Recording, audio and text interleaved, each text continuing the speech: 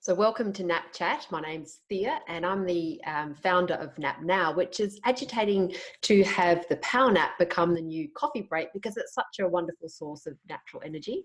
And on this edition of Nap Chat, I'm really glad to be joined by Dr Moria Junge. She's a health psychologist specialising in sleep, and she's also on the board of directors for the Sleep Health Foundation. So thank you very much, Moira, for joining us for this edition of Nap Chat. My pleasure, Thea. Thanks for inviting me. So we're going to be talking today about insomnia and napping, and this is something you've taught me a fair bit about, but I just thought I'd start by sharing with listeners how we even came to be having this conversation. So you might remember a few years ago, I was presenting at the happiness conference. I gave a short talk, nap before you snap. It was a big rah-rah, about napping. And at the end, I just slipped in a little, almost a disclaimer saying, oh, and if you have insomnia, it's best not to nap. And I put that in because of the many sleep specialists I'd interviewed over the years, and just on the internet, that seems to be a pretty standard advice. So can we start with, so this piece of advice, don't nap if you have insomnia. How long has it been around, and what's it based on? Yeah, well, it's still, I think it's probably really is the message still with most health professionals. And it's based on the fact that if you nap, meaning sort of sleeping during the day, and we'll get back to that in a minute. Often when people nap, they especially if they're sleep deprived or they've got some chronic health conditions and obviously some mental health problems as well, the nap is not a short little 20, 30-minute discrete period. Often it's hours and hours.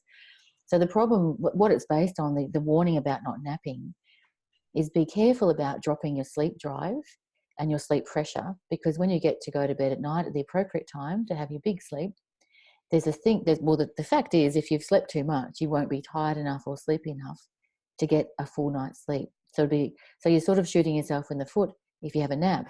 However, as a sleep clinician, and I've done research as well in sleep, I'm sort of passionate about the sleep field, and I was so happy to see you at the happiness seminar and talking about sleep on the big stage and napping.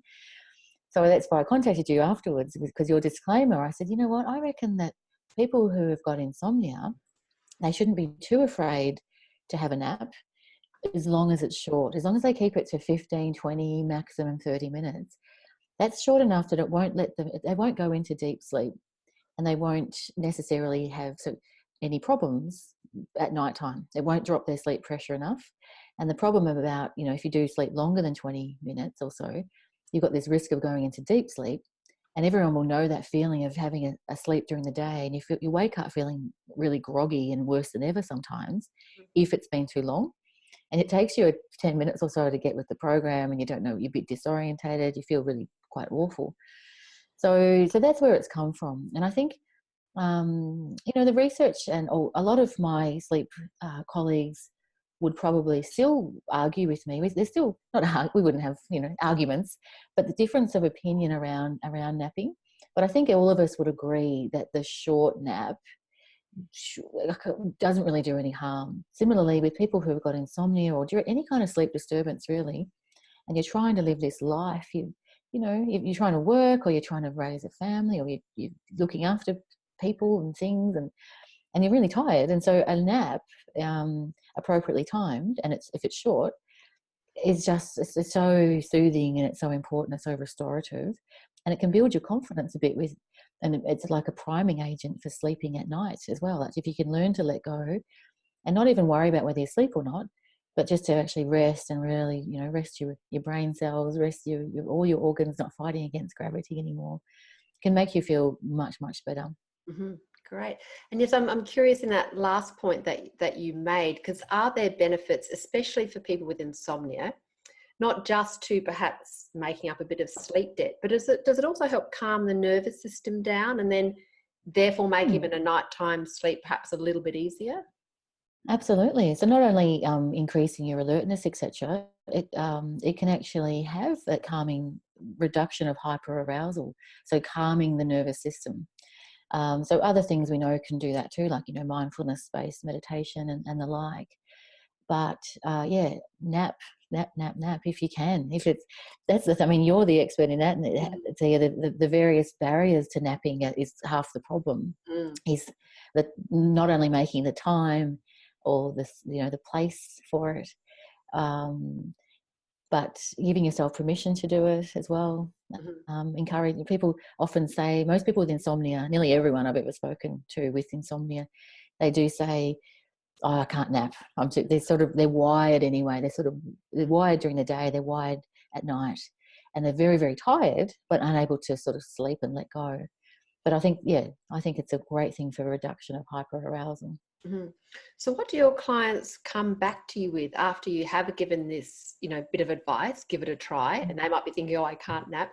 What do they come back with? Some of them, I wish I don't have an audit on that, like my own, research data, etc. This is anecdotal.